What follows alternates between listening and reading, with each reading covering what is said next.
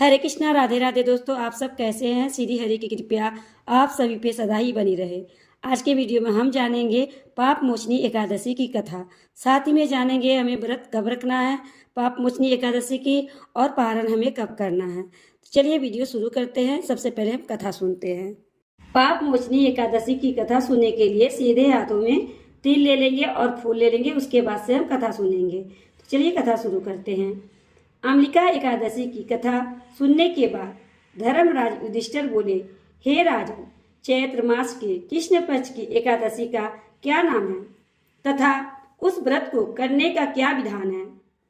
कृपया करके आप मुझे बताएं। श्री कृष्ण भगवान बोले, हे राजन, चैत्र मास के कृष्ण पक्ष की एकादशी का नाम पाप मोचनी एकादशी है। इस व्रत के प्रभाव से मनुष्य के सभी पापों का नाश होता है। यह व्रत व्रतों में उत्तम व्रत है। इस पाप मोचनी एकादशी के महात्म्य के श्रवण एवं पठन से समस्त पापों का नाश होता है। एक समय देवर्षि नारद जी ने जगत पिता ब्रह्मा जी से कहा, महाराज, आप मुझसे चैत्र मास की कृष्ण पक्ष की एकादशी विधान कहिए। ब्रह्मा जी कहने लगे कि हे नारद, चैत्र मास की कृष्ण पक्ष की एकादशी पाप मोचनी एकादशी के रूप में मनाई जाती है।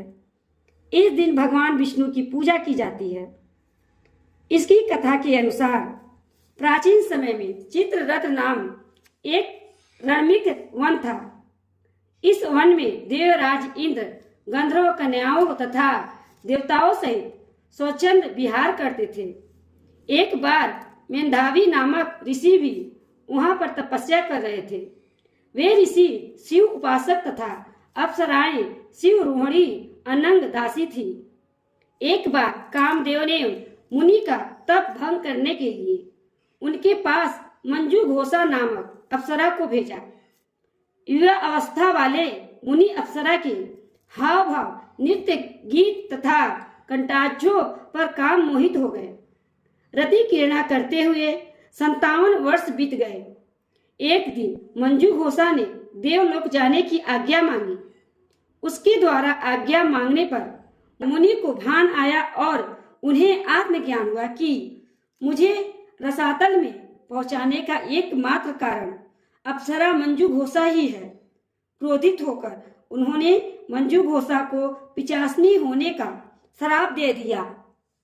ऋषि मुनि का श्राप सुनकर मंजू घोषा ने कांपते हुए ऋषि से मुक्ति का उपाय पूछा।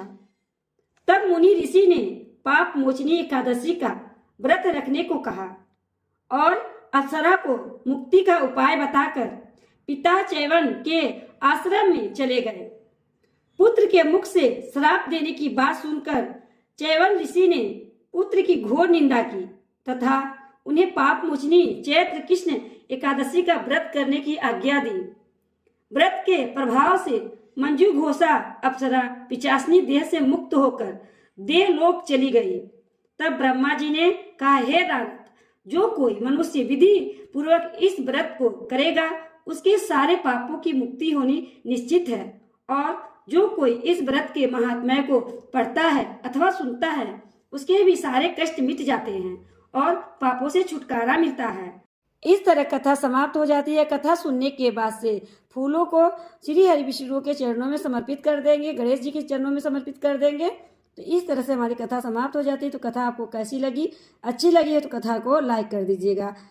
अब हम जान लेते हैं पाप मोचनी एकादशी का व्रत हमें कब रखना है और हमें पारण कब करना है।